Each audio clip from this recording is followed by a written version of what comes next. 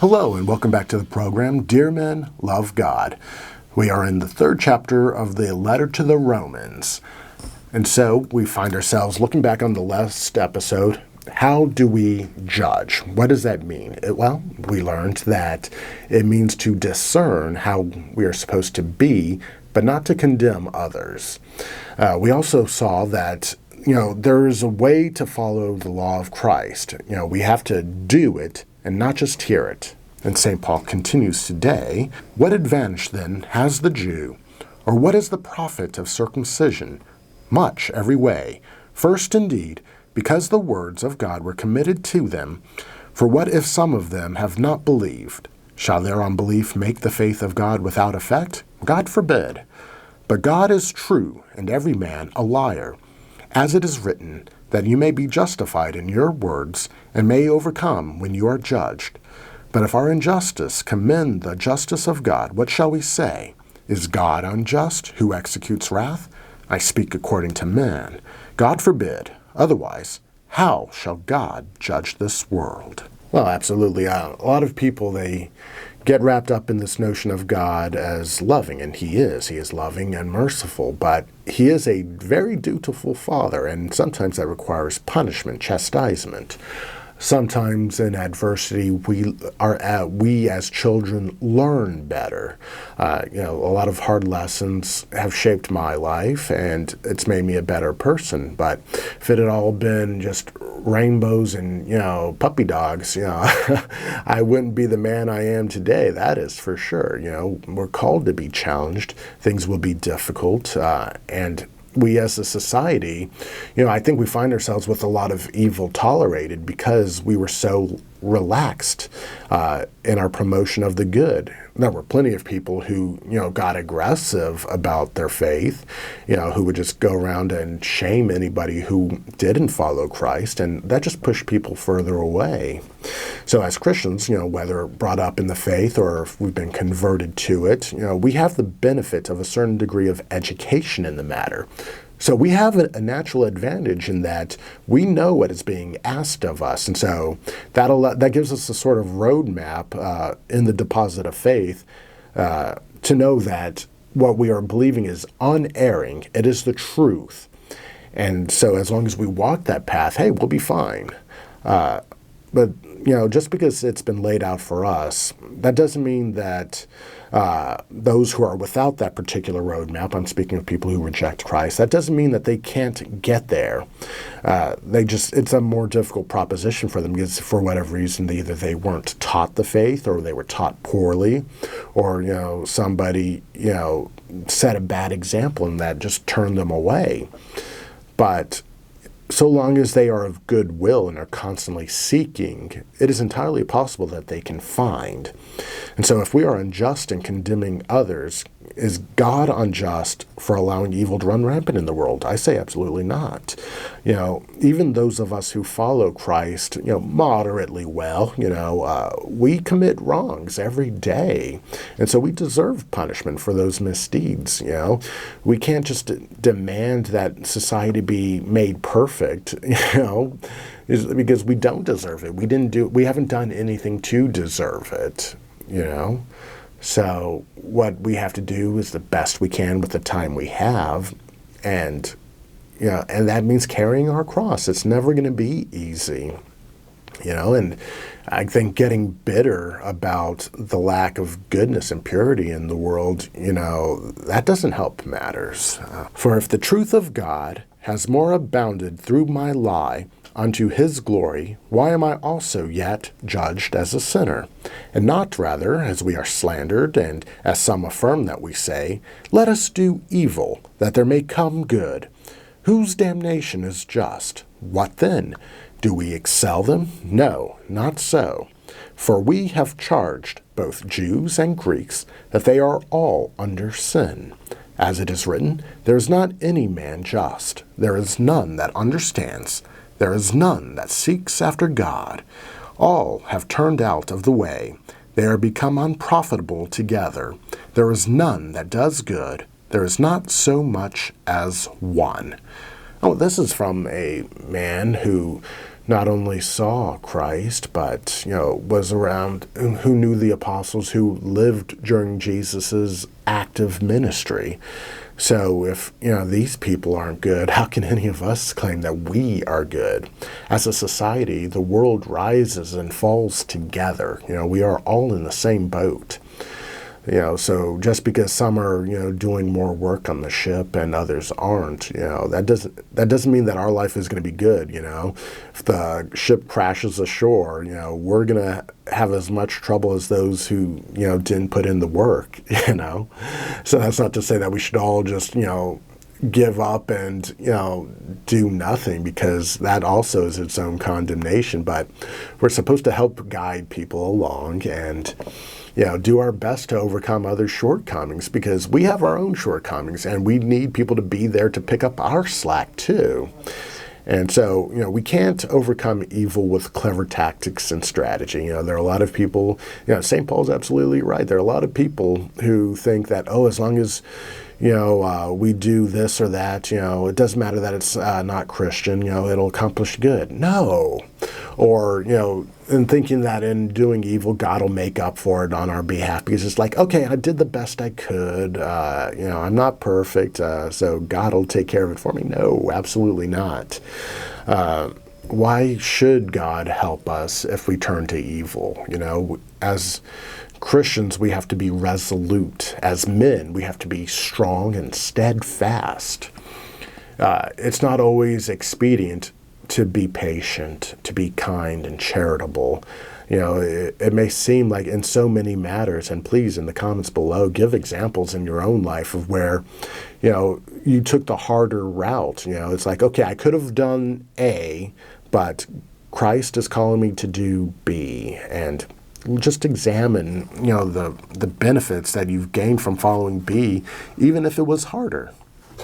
And so you'll look at people who don't want to follow, the letter of the law, who think that, hey, I can outthink God and, create change on my own. Just continue on with St. Paul. Their throat is an open sepulchre. With their tongues they have dealt deceitfully. The venom of asps is under their lips, whose mouth is full of cursing and bitterness. Their feet swift to shed blood, destruction and misery in their ways. And the way of peace they have not known. There is no fear of God before their eyes. Now we know that what things soever the law speaks, it speaks to them that are in the law, that every mouth may be stopped, and all the world may be made subject to God. Because by the works of the law no flesh shall be justified before him. For by the law is the knowledge of sin. So if you are the type of person who is hypercritical of the culture, whether it be in movies or video games or the leadership, whether it be in politics or the church, if you are approaching this from dismay, if you are just like wailing, be like, why can't the movies be better? Why can't the laws be passed? Well, you're no better than they are, because there's not a single thing another person can do that can take away your ability to follow Christ. What you're bemoaning is the lack of comfort. Would it be nice if, all media promoted good Christian virtue? Absolutely. It'd be great if, everything was directly produced by Tolkien himself, with all the modern technology. Imagine what kind of entertainment could exist. But we don't have that. We probably never will. I don't know. We can hope for it, but at the end of the day, I view the loss of cultural items as a benefit, because I spend less time watching TV or going to the movies, and I'm able to spend more time focusing on things like this podcast. I doubt I would have ever been motivated to do something like this if I was stuck in the same old trap of like watching these movies or whatever. We can't match evil with evil, only good. And if you claim to follow Christ, we have to obey him fully. So, if your attitude towards the people who are putting out bad products in the world is to get angry about it, well, why should they follow you and what you believe? Because you're just treating them as poorly as they're treating you. It's just hurt people hurting people at this point. So we have to let go of that. We have to realize that there are people struggling in this world with whatever temptations or misguided thoughts. And if we just lash out at them, well, they're just going to lash back, There's no incentive for them to do better because you're not showing them what better looks like. And so forcing standards or trying to, compel through the law, that's not creating justification, If, the laws were made perfect in God's eyes, then where's the virtue in that if we're all compelled to be good, The law of Christ is something we willingly place ourselves in.